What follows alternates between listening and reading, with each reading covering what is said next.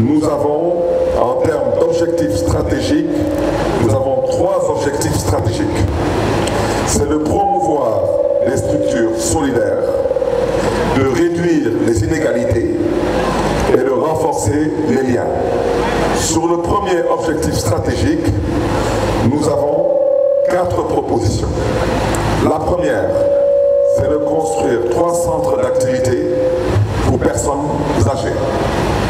Bibliothèque à livres, journaux, coachs sportifs et d'accompagnement des seniors, plus des bus de transport et cantines. Je m'explique. Ceux qui vivent en Occident, ils connaissent les maisons de retraite. Mais chez nous, nous n'avons pas la culture des maisons de retraite. Nos parents retraités, malheureusement, se sentent seuls. Parce que les enfants ont grandi, ils sont partis se marier, d'autres sont allés vaquer à d'autres occupations. Ces parents âgés se lèvent dans les maisons toute la journée et n'ont aucune activité, excusez-moi de l'expression, à part aller dans des enterrements. Donc nous devons les aider à avoir une vie active, à avoir une vie participative. En quoi faisant? En construisant des centres d'activité pour personnes âgées. Ça veut dire que nous allons proposer des bus de transport pour ramasser nos parents, nos grands-parents qui le souhaitent, pour venir rejoindre des centres de personnes âgées où ces personnes pourront se retrouver, lire des journaux, échanger, avoir des coachs de sport, avoir des émissions, avoir peut-être des personnes qui ont eu à marquer leur temps et leurs époques, venir échanger avec elles sur les questions d'actualité. La deuxième proposition, toujours pour promouvoir des structures solidaires, c'est de construire et d'équiper un centre d'hébergement d'urgence pour les personnes démunies et les personnes exposées à la précarité. La troisième proposition, ce sera de généraliser l'aménagement des accès handicapés aux bâtiments municipaux et établissements recevant du public. La quatrième proposition, ce sera d'adapter tout nouveau projet d'infrastructure et d'équipement de la ville de Dakar à la situation des personnes vivant avec un handicap et mettre progressivement aux normes les bâtiments municipaux actuels en vue de les rendre accessibles aux personnes vivant avec un handicap. Le deuxième objectif stratégique, nous avons 8 propositions. Le deuxième objectif stratégique, c'est de réduire les inégalités. La première proposition que nous avons, c'est de mettre en place un fonds d'appui et d'assistance psychologique aux personnes victimes d'abus.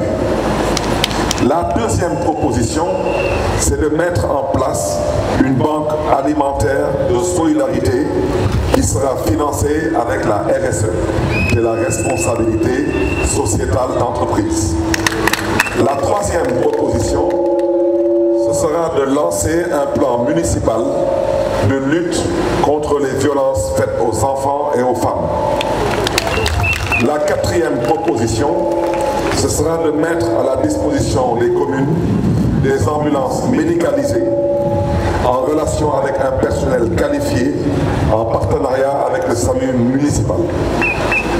La cinquième proposition, ce sera de mettre à la disposition des 19 communes, 19 corbillards comme l'avait fait Khalifa Sall en 2009. La sixième proposition, ce sera de mettre en place un fonds d'appui et d'assistance aux femmes veuves avec des enfants mineurs. La septième proposition, ce sera de reviser à la hausse le budget alloué au secours des indigents et aux sinistrés. Et la dernière proposition pour réduire les inégalités, ce sera d'augmenter sensiblement la part du budget des subventions aux lieux de culte et aux événements religieux. Sur le troisième objectif stratégique, concernant Dakar, ville solidaire et du vivre ensemble, c'est de renforcer les liens. Et pour ce faire, nous avons 4 propositions. La première, pour renforcer les liens, c'est de mettre en place une carte de solidarité pour chaque famille en situation d'extrême pauvreté, pour un accès gratuit aux soins de santé, aux secours et à une banque alimentaire. Deuxième proposition, de renforcer le vivre ensemble et le lien intergénérationnel par la mise en place de cadres de rencontre et de dialogue entre les femmes et les hommes, jeunes et moins jeunes. Troisième proposition, c'est de mettre en place un mécanisme de prise en charge graduelle des personnes âgées et de soutien aux élèves vivant avec un handicap et les accompagner dans les études supérieures et dans la formation professionnelle.